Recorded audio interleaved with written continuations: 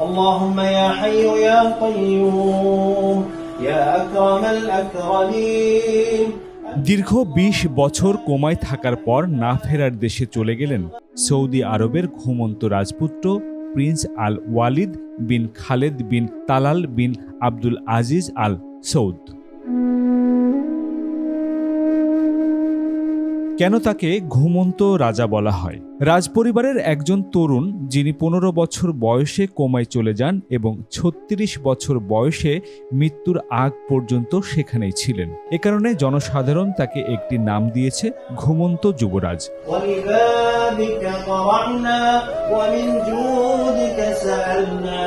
কে এই রাজপুত্র? ১৯৯০ সালের এপ্রিল মাসে সৌদি আরবের সবচেয়ে প্রভাবশালী রাজপরিবারে জন্মগ্রহণ করেন প্রিন্স আল ওয়ালিদ বিন খালেদ বিন তালাল বিন আব্দুল আজিজ আল সৌদ। তিনি ছিলেন প্রিন্স খালেদ বিন তালালের জ্যেষ্ঠ পুত্র এবং বিলিয়নিয়ার ব্যবসায়ী প্রিন্স আল ওয়ালিদ বিন তালালের ভাগ্নে। রাজপরিবারের সুযোগ সুবিধা এবং দায়িত্বের মধ্য দিয়ে বেড়ে ওঠা আল ওয়ালিদ ভবিষ্যতের সামরিক চাকরির জন্য প্রস্তুতি নিচ্ছিলেন। ২০০৫ সালে মাত্র ১৫ বছর বয়সে তিনি লন্ডনের একটি সামরিক কলেজে ভর্তি হন। যে দুর্ঘটনা বদলে দিয়েছে সবকিছু। ২০০৫ সালে যুক্তরাজ্যে গুরুতর গাড়ি দুর্ঘটনায় তিনি মাথায় প্রচণ্ড আঘাত পান। মাথায় রক্তক্ষরণের কারণে ডাক্তাররা তাকে রিকভারি করার চেষ্টা চালান। আমেরিকা এবং স্প্যানিশ উভয় মেডিকেল দলের চেষ্টা সত্ত্বেও তার অবস্থার সামান্যতম পরিবর্তন আনতে পারেনি এবং যুবরাজ কোমায় চলে যান। পরে তাকে রিয়াদের কিং আব্দুল আজিজ মেডিকেল সিটিতে স্থানান্তরিত করা হয়। সেই মুহূর্ত থেকে তাকে লাইফ সাপোর্টে রাখা হয়। বেঁচে ছিলেন কিন্তু কখনো পূর্ণ জ্ঞান ফেরেনি তার। Hello Didi, hi. One more. Oh, higher Didi. Oh, very good. কোরআন তেলাওয়াতের সময় মাঝে মাঝে আঙ্গুল নাড়াচাড়া করতেন আল ওয়ালিদ। তাতে আশা জাগিয়ে তোলে, কিন্তু কোনো উল্লেখযোগ্য স্নায়ুবিক অগ্রগতি হয়নি। ২০২০ সালের একটি ভিডিও ক্লিপে দেখা যায় যেখানে তিনি সামান্য হাত তুলেছিলেন। সেই ভিডিও অনলাইনে ব্যাপক আলোচনার জন্ম দেয়।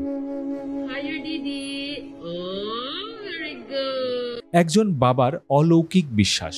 চিকিৎসা বিশেষজ্ঞরা প্রাথমিকভাবে এই সিদ্ধান্তে পৌঁছেছিলেন যে তিনি আর কখনো সচেতন অবস্থায় ফিরে আসবেন না। তবুও তার বাবা প্রিন্স খালেদ বিন তালাল হাল ছাড়েননি। প্রায় ২০ বছর ধরে তাকে অবিরাম যত্নে রাখেন।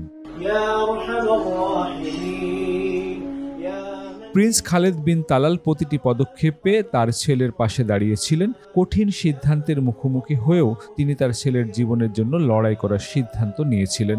দৃঢ়ভাবে বিশ্বাস করেছিলেন যে জীবন ও মৃত্যু মানুষের সিদ্ধান্ত নয়, আল্লাহর সিদ্ধান্ত। তিনি বারবার লাইফ সাপোর্ট বন্ধ না করার পরামর্শ দেন। পরিবর্তে তিনি ঐশ্বরিক হস্তক্ষেপের উপর বিশ্বাস রাখেন। অবশেষে ১৯ জুলাই ২০২৫ এক্স-রের একটি পোস্টে শোক জ্ঞাপন করে তিনি তার ছেলের মৃত্যুর কথা জানিয়ে দিয়েছেন। তিনি তার ছেলের মৃত্যুর কথা জানিয়ে লিখেছেন, আল্লাহর তকদির এবং ভাগ্যর উপর পূর্ণ বিশ্বাস এবং গভীর দুঃখের সাথে জানাচ্ছি, আমরা আমাদের প্রিয় পুত্র প্রিন্স আল ওয়ালিদ বিন খালেদ বিন তালাল বিন আব্দুল আজিজ আল সৌদ, যিনি আজ আল্লাহর রহমতে ইন্তেকাল করেছেন। প্রায় ২ দশক ধরে তার ছেলে হাসপাতালের ঘরটি প্রার্থনার জায়গায় পরিণত হয়েছিল। দর্শনার্থীদের মধ্যে ছিলেন ধর্মীয় ব্যক্তিত্ব, শুভাকাঙ্ক্ষী এবং হাজার হাজার লোক যারা রাজপুত্রের গল্পের ট্র্যাজেডির চেয়েও বড় কিছু দেখতে পেয়েছিলেন, যা আশা এবং মানবিক সহনশীলতার এক শক্তিশালী উদাহরণ। ২০ জুলাই রবিবার জোহরের নামাজের পর কিং ফয়সাল স্পেশালিস্ট হাসপাতালে শেষকৃত্য এবং আসরের নামাজের পর রিয়াদের ইমাম তুর্কি বিন আব্দুল মুজিদের যুবরাজ আল ওয়ালিদের জানাজা অনুষ্ঠিত হয়। শেষ পর্যন্ত ঘুমন্ত যুবরাজ ধৈর্য, প্রার্থনা এবং আশার দীর্ঘ প্রতীক হয়ে ওঠেন।